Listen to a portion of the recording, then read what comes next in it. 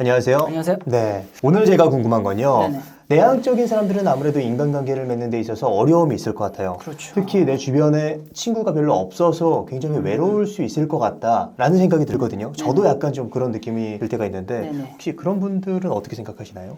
내향인들 같은 경우에는 아무래도 좀 인간관계가 외향인들에 비해서는 부족하다고 느껴질 수 있기 때문에 외향인들보다 훨씬 더 외로움을 많이 느낄 것이다. 저는 그냥 역설적으로 내향인이기 때문에 오히려 그렇지 않을 수 있다라는 말씀을 드리고 싶어요. 내향인이기 때문에 오히려 덜 인간관계를 외로워할 덜 수 느낄 있다. 것이다. 네, 그러니까 제가 보통은 이거를 비유를 드는 게 소식가와 대식가의 차이로 비유를 들거든요. 인간이라면 누구나 먹어야 돼요. 식욕이 있지만 식욕의 그 차이에 대해서는 정도에 대해서는 개인 차이가 있다.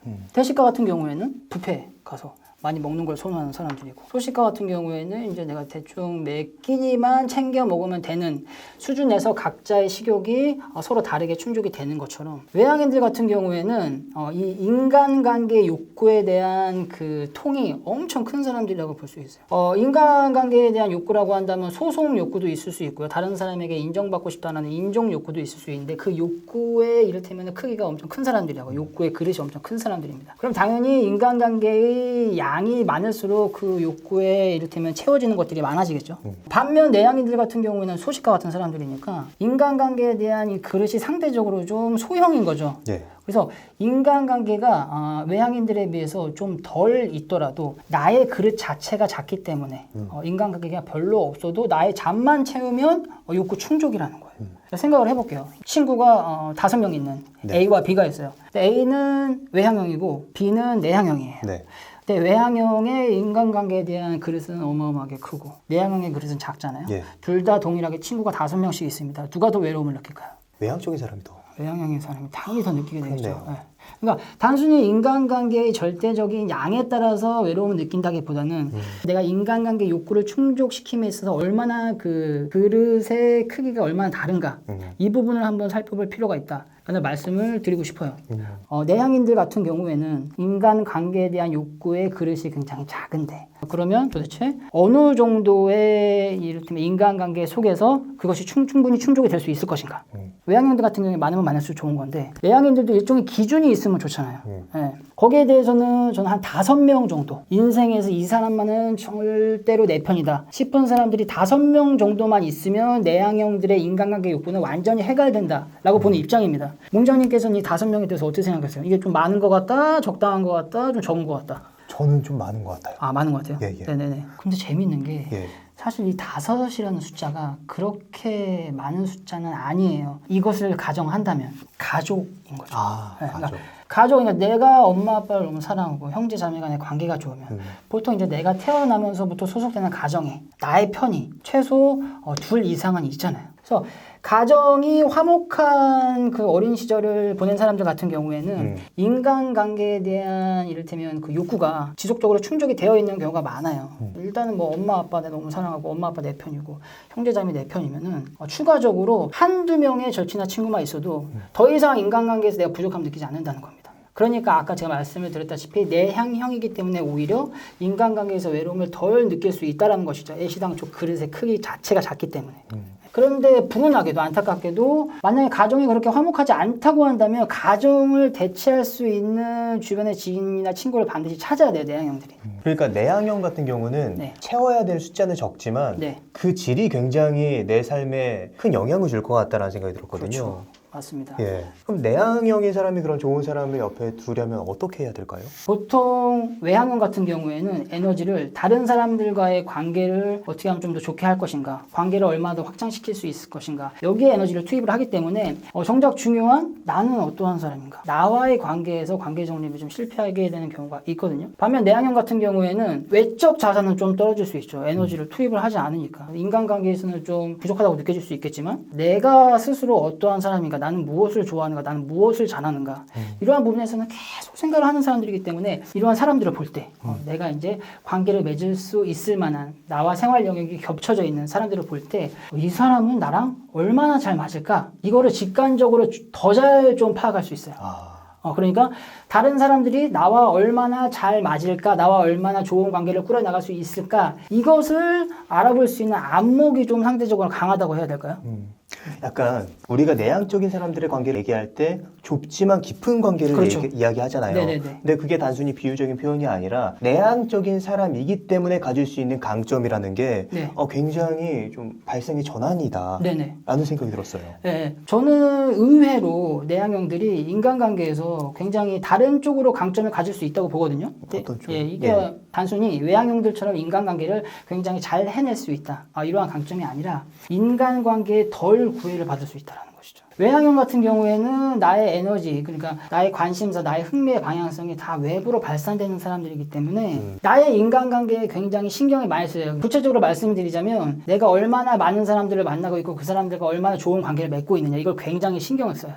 그리고 많은 사람들을 만나다 보면 그 안에서 나에게 행복감을 주는 정말 좋은 사람을 만날 가능성도 기회도 많이 생기지만 정말 나에게 안 좋은 기억만 심어주는 안 좋은 사람들과 조우하게 될 가능성도 같이 병렬적으로 높아집니다. 그러게요. 네, 그러니까 그렇네. 인간관계에 내가 좀 더 에너지를 쏟고 신경을 많이 쏟고 하다 보니까 예. 인간관계에서 행복감을 얻을 경우도 굉장히 많지만 불행감을 느끼게 되는 경우도 굉장히 많다는 거죠. 한마디로 말씀드리자면 인간관계가 안 좋을 때는 굉장히 많이 시달림을 당하게 되는 거죠. 근데 내향형 같은 경우에는 상대적으로 외향형에 비해서는 인간관계에 신경을 덜 쓸 수밖에, 덜 쓰게 될 수밖에 없는 이유가 일단 관심이 좀 없잖아요. 네. 그러니까 이게 인간관계가 잘 되든 안 되든 네. 중요한 게 아니라 내가 이를테면 내 내면의 활동에 얼마나 이제 집중할 수 있고 내가 스스로에 대해서 얼마나 잘 알고 있고 내가 과연 내 인생에서 어떠한 포지션을 차지해야 될 것인가 이러한 내면의 활동을 탐구하고 탐험하는데 좀 더 에너지를 쏟고 그게 더 중요한 사람들이기 때문에 인간관계는 어떻게 보면 I don't care 이러한 마인드일 수 있다는 것이죠. 그러니까 한마디로 말씀을 드리자면 내가 먼저인 삶을 내향형들이 훨씬 더 자연스럽게 추구할 수 있다는 것이죠. 근데 외향형들은 내가 먼저인 삶을 추구하게 되면 항상 나만을 위해서 나는 어떤 사람이니까 나에게 집중하는 삶을 살다 보면은 인간관계에서 에너지는 항상 한정이 되어 있으니까 인간관계에 에너지를 못 쓰게 되면 인간관계가 과거에 비해서 좀 안 좋게 느껴질 수 있겠고 그런 데서 신경을 많이 쓰게 되고 스트레스를 많이 받게 되는 거죠. 왜냐하면 인간관계가 나한테 중요하니까 나 외향형이니까.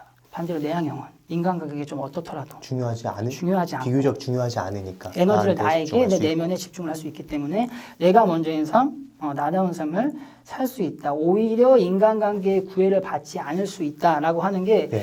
현대 사회에서는 어떻게 보면 발상의 전환이라고 할 수 있을 만큼 중요한 강점이 될 수 있지 않을까 싶습니다. 굉장히 역설적이라는 생각이 들었던 게 항상 우리가 이제 이야기를 하다 보면은 내향적인 사람들이 인간관계 그러니까 자신의 어떠한 속마음을 말하지 못하기 때문에 더 어렵다라는 이야기를 많이 들었는데 물론 그런 측면도 있겠지만 지금 이제 성격 측면에서만 이야기를 한다면 충분히 내향적인 사람이 그런 강점을 가지고 있을 가능성이 있다. 되게 굉장히 와닿는 게 저 같은 경우도 내향적인 사람이거든요. 네네. 그런데 저는 되게 안정적인 사람인 줄 알았어요. 그런데 안정적인 사람이 아니라 인간관계에서 스트레스를 받을 만큼 인간관계가 넓지 않기 때문에 오히려 안정적인 성격이라고 생각하면서 살아왔을 수도 있겠다라는 생각을 하게 됐습니다. 아무래도 이제 안정적이다. 이게 선생님, 이제 문장님께서 갖고 계시는 인간관계 욕구에 대한 그릇이 네. 굉장히 소형이기 때문에 살면서 얼마든지 그 정도는 채워져 있을 수 있었던 상황이었을 수도 있어요. 그러니까 안정적으로 항상 그 정도는 채워져 있었다. 그러니까 내향인들이 그렇기 때문에 아까도 말씀드렸다시피 오히려 덜 외로움을 느낄 수 있다. 이 정도만 채워놓고 나면 나를 위해서 에너지를 집중시킬 수 있는 사람들이기 때문에 다른 인간관계에 대해 덜 구애를 받을 수 있고 나에게 에너지를 집중시키다 보면 정말 나는 어떠한 사람인지에 대한 이해도 더 빨리 올 수 있고 이러한 식으로 정체성이 확립이 되는 과정인 거거든요. 그러니까 내향형들의 강점이 결국 이러한 과정을 통해서 내가 누구인가 나에 대한 정체성 파악이 좀 더 이른 시점에 완성되는 경우가 많아요. 그러니까 정체성이라고 하는 것은 어떻게 보면 나에 대한 매뉴얼, 나 사용 설명서 이런 느낌이잖아요. 네. 그러니까 이거를 정체성을 일찍 파악하면 파악할수록 시행착오를 줄일 수 있고요. 내가 정말 목적하는 바, 나의 커리어의 시작점을 좀 더 빨리 앞당길 수 있습니다. 하지만 인간관계에 너무 구애를 받다 보면 인간관계 에너지를 쏟게 되고 정작 나 자신을 돌볼 여유가 없어지잖아요. 그럼 정체성 파악도 약간 시점이 늦어지게 되고 시행착오도 더 많이 겪을 수밖에 없고 하지만 그런 분들은 외향적인 분들은 에너지를 인간관계에 많이 쏟다 보니까 사실상 인간관계에서는 훨씬 더 풍족하고 충족된 삶을 살 수 있다라고 보는 것이죠. 그래서 장단점이 각각 있다. 성격이라는 것은 굉장히 중립적인 카테고리이기 때문에. 그럼에도 불구하고 아까 잠깐 이야기가 나왔지만 내향적인 사람들은 보통 이제 사람들 앞에서 자신의 감정을 숨기는 경향도 있는 것 같고 네네. 말도 많이 없고 그래서 어떻게 보면 때로는 감정 쓰레기통이 되는 경우도 많이 있는 것 같아요. 네네. 이럴 때는 내향적인 사람들이 좀 어떻게 대처를 하는 게 좋을까요? 저는 감정 쓰레기통 상황이 다가오게 되면 화자분들이 항상 이렇게 하셔야 된다고 말씀을 드려요. 얘기를 안 할 수는 없어요. 내 소중한 이를테면 지인이나 친구, 일단 나의 연인, 나의 배우자, 나의 가족에게 내가 정말 상처를 받은 일에 대해서 이야기를 안 하고 살 수는 없잖아요. 말씀은 하시되 어떻게 하셔야 되냐면 감정을 최대한 자제하고 절제하면서 있었던 일, 사건 위주로 담담하게 한번 얘기를 해보는 겁니다. 보통 우리가 이제 상담을 가게 되면 많이 마음의 위안을 얻고 부정적인 감정을 많이 내려놓게 되잖아요. 상담도 사실상 이것과 비슷한 과정인데 상담을 할 때 상담사 선생님들의 역할이 뭐냐면 감정을 좀 자제하고 이 사람이 있었던 이야기에 대해서 내담자분이 겪었던 이야기에 대해서 계속해서 이제 생각을 하고 얘기를 하게끔 유도를 하세요. 그러니까 상담자 선생님들께서 별다른 막 이를테면은 엄청난 금 같은 조언들을 해주신다기보다는 잘 들어주시는 거예요.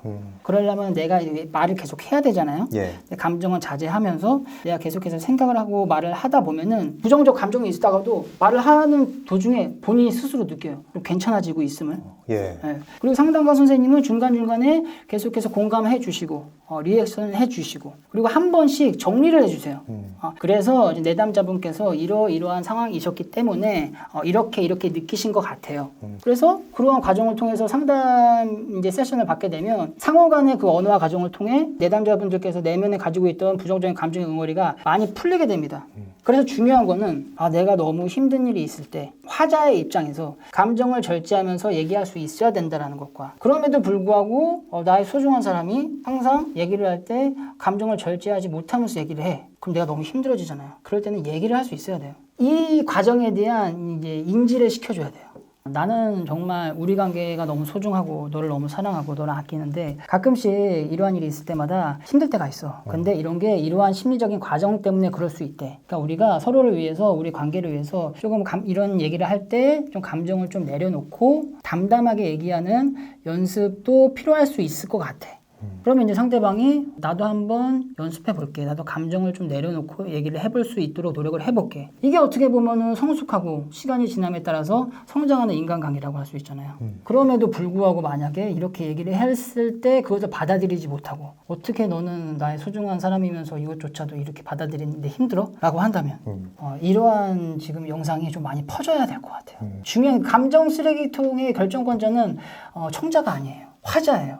화자가 이러한 심리적인 프로세스를 충분히 이해할 수 있게끔 이러한 이제 내용을 이야기하는 채널이 좀 활성화가 돼서 또 지금 구독자분들도 많이 늘어나고. 여러분 들으셨죠? 지금 이 영상 보고 괜찮으셨다면 네. 공유 부탁드립니다. 네. 네. 사람들이 많이 알면 알수록 네. 감정은 자제해야 되는구나. 이게 나의 소중한 거를 해치는 그런 과정일 수도 있겠구나. 라고 하게 되면 조심을 할 거 아니에요.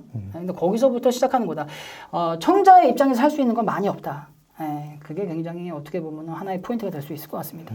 자, 그럼 마지막으로 하고 싶으신 말씀이 있으시다면 어떤 게 있을까요? 예, 오늘 이제 모자님과 유익한 시간을 가지면서 우리의 큰 주제 중에 하나가 내향인이지만 조금 더 인기 있는 내향인이 되는 방법, 사회적 기술을 재련할 수 있는 방법 등에 대해서 우리가 얘기를 해보았잖아요. 예. 그런데 어떻게 보면 이 과정은 내가 가지지 못한 것을 추구하는 과정일 수도 있을 것 같아요.